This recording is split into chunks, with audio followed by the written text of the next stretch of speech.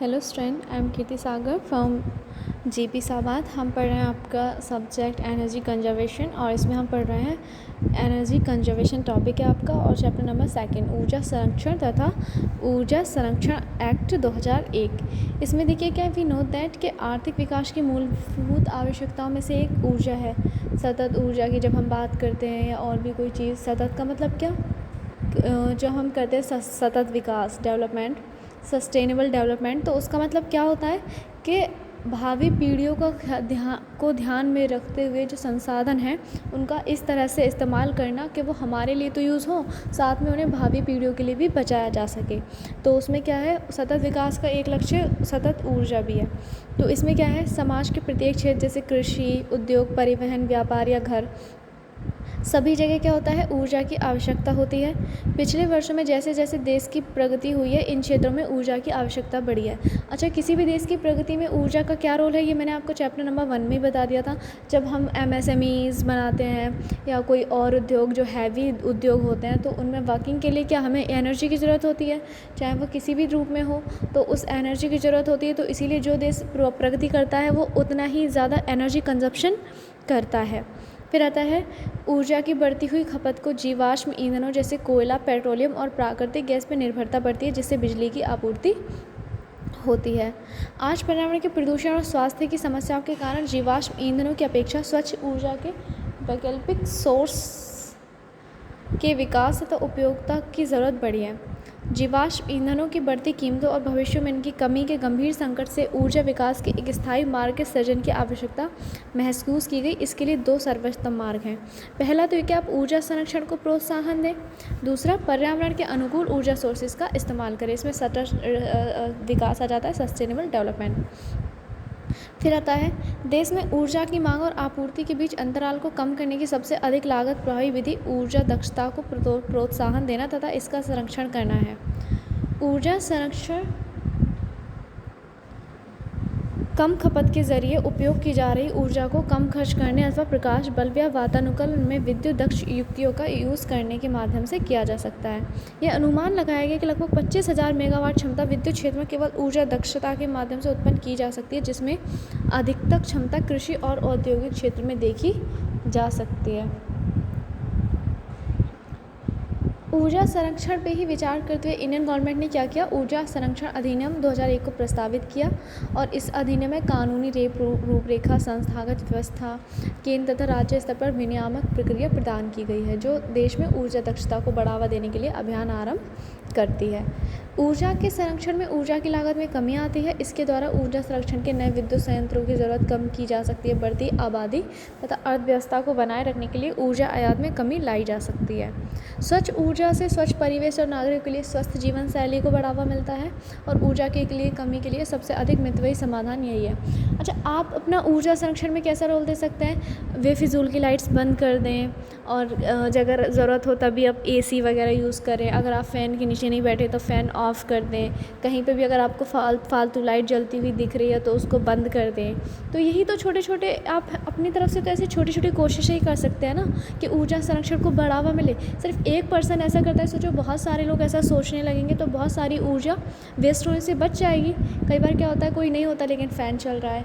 Classes में भी होता है बहुत बार कि आप लोग फैंस एंड लाइट सब ऑन करके चले जाते हो, तो इससे क्या होता है, ये अगर हम ये ना सोचें कि ये हम अपने लिए ही जो है हम तो जी ही लेंगे या जो भी होगा, क्योंकि इससे हमारी आने वाली पीढ़ियाँ, हो सकता है मानव का अस्तित्व ही खतरे में पड़ जाए। माना कि ऊर्जा बहुत है हमारे पास सूर्य की, लेकिन वो हमारे लिए बहुत महंगी पड़ती है, इकोनॉमिकल नहीं है वो। सौर ऊर्जा का जो विकल्प है वो इकोनॉमिकल नहीं है। तो इसलिए हम कोशिश करते हैं कि जो हमारी ऊर्जा हो वो हमें चीपेस्ट उस रेट्स पे मिले।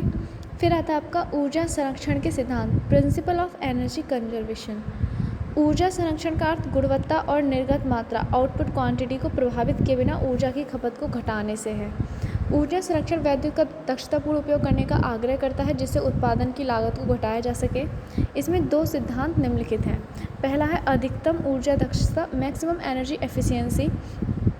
निवेशित ऊर्जा का केवल कुछ ही भाग उपयोगी कार्य में परिवर्तित होता है। जब प्रदान की गई ऊर्जा के अधिकतम भाग का उपयोग कार्य को करने में होता है, तब ऐसे उपकरण या प्रक्रिया को अधिकतम दक्षता वाला उपकरण या प्रक्रिया कहते हैं। ऊर्जा के ट्रांसफ़र और ट्रांसमिशन में ऊर्जा की हानि होती है, वी नो दैट।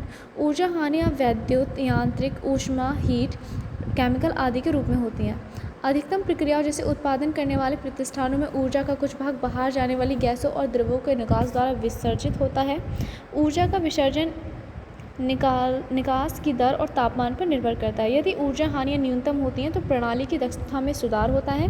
सभी ऊर्जा संरक्षण तकनीकों का उद्देश्य हानियों को घटाना होता है कि हम कैसे एनर्जी का लॉस होने से रोकें। फिर आपका सेकंड लागत, अधिकतम लागत प्रभावोत्तकता, मैक्सिमम कॉस्ट इफेक्टिवनेस। ऊर्जा संरक्षण उपायों को क्रियाशील करने के लिए अतिरिक्त निवेश की आवश्यकता होती है। जैसे ही ऊर्जा संरक्षण का स्तर बढ़ता है वैसे ही अतिरिक्त निवेश और बढ़ जाता है एवं फ्यूल की लागत घट जाती है। देखिए इन्होंने एक उससे दिखाया, ग्राफ से समझाया गया। ये है आपकी annual cost per unit output में जा रही है, एक्सटेंट ऑफ कंजर्वेशन है, annual fuel cost per unit output, ये वाला जो ग्राफ है ये वो समझा रहा है annual fuel cost per unit output, और ये annual cost of conservation per unit of output के हम इतनी कॉस्ट आ रही है, और ये क्या है total annual cost per unit output. तो ये क्या था आपका अधिकतम लागत प्रभावोत्पादकता।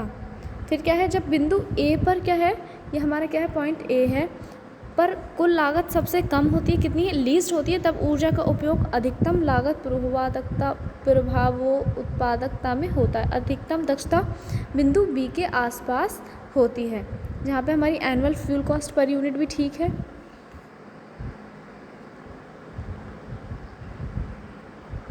फिर है हमारा ऊर्जा संरक्षण अधिनियम 2001 तथा इसकी विशेषताएं क्या है। नीति फ्रेमवर्क ऊर्जा संरक्षण अधिनियम 2001 उच्च ऊर्जा बचत क्षमता और इसके लाभों की पृष्ठभूमि के साथ मांग और आपूर्ति के बीच अंतर को कम करना, ऊर्जा की बचत के माध्यम से पर्यावरण उत्सर्जन को कम करने तथा बाधा को दूर करने के लिए भारत सरकार ने ऊर्जा संरक्षण अधिनियम 2001 जारी किया है। इस एक्ट के तहत ऊर्जा दक्षता चालान, एनर्जी एफिशिएंसी ड्राइव शुरू करने के लिए जरूरी कानूनी ढांचा तथा किसी संस्था की व्यवस्था करना है। अधिनियम के प्रावधानों के तहत ऊर्जा मंत्रालय के ऊर्जा प्रबंधन केंद्र का विलय करके ना 1 मार्च 2002 से ऊर्जा दक्षता ब्यूरो की स्थापना की गई है।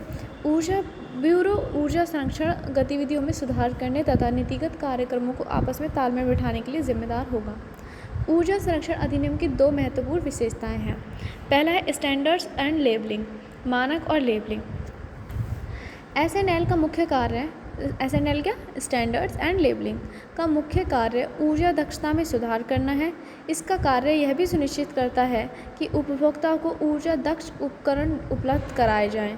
मानक और लेबलिंग पर ऊर्जा संरक्षण अधिनियम के मुख्य प्रावधान निम्न है। पहला क्या है, पहले से सूचित उपकरणों के लिए न्यूनतम ऊर्जा खपत तथा कार्य करने के लिए मानकों का विकास करना। ऐसे उपकरणों के निर्माण, बिक्री और आयात पर रोक लगाना जो मानकों के अनुरूप नहीं है। जारी किए गए उपकरणों को सक्षम करने के लिए एक अनिवार्य लेबलिंग योजना बनाना तथा उपभोक्ताओं को सूचित करना। उपभोक्ताओं को लाभ के बारे में जानकारी देना।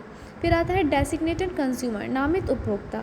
ये क्या होते हैं, इनके तहत मुख्य प्रावधान है क्या, सरकार एनर्जी इंटेंसिव ऊर्जा गहन उद्योगों और अन्य प्रतिष्ठानों को नामित उपभोक्ताओं के रूप में अधिसूचित करेगी। अधिनियम की अनुसूची ऐसे नामित उपभोक्ताओं की सूची प्रदान करेगी जो मूल रूप से गहन उद्योग, just like that railway, port trust, परिवहन, विद्युत स्टेशन, ट्रांसमिशन और वितरण कंपनियां तथा वाणिज्यिक भवनों तथा प्रतिष्ठानों को कवर करते हैं। नामित उपभोक्ता मान्यता प्राप्त ऊर्जा लेखा परीक्षक से ही संचालित एनर्जी का ऑडिट कराएगा और नामित उपभोक्ताओं द्वारा केवल निर्धारित योग्यता वाले ऊर्जा प्रबंधकों को नियुक्त किया जाएगा। नामित उपभोक्ता केंद्र सरकार द्वारा निर्धारित ऊर्जा खपत के मानदंडों और मानकों का पालन करेंगे। फिर आता है आपका ऊर्जा प्रबंधकों का प्रमाणन और ऊर्जा लेखा फर्म का मान्यताकरण। इसमें कौन कौन सी गतिविधियां हैं, देखिए फर्स्ट है आपका नीतिगत विश्लेषण, परियोजना प्रबंधन, वित्त पोषण, ऊर्जा दक्षता, परियोजनाओं के कार्यान्वयन में विशेषज्ञता तथा पेशेवर योग्य ऊर्जा प्रबंधकों और लेखा परीक्षकों का एक कैडर प्रमाणन और मान्यताकरण कार्यक्रम के माध्यम से विकसित किया जाएगा। बीईई का कार्य ट्रेनिंग मॉड्यूल डिज़ाइन करना तथा ऊर्जा प्रबंधकों और ऊर्जा लेखा परीक्षक के प्रमाणीकरण के लिए एक राष्ट्रीय स्तर पर परीक्षा का आयोजन करना है। ये क्या था आपका certification of energy managers and accreditations of energy auditing firms, ये क्या है, इसके लिए ये गतिविधियाँ इसमें शामिल होंगी। तो फिर आता है आपका ऊर्जा संरक्षण भवन कोड, ये हम नेक्स्ट क्लास में कवर करेंगे। Thank you class.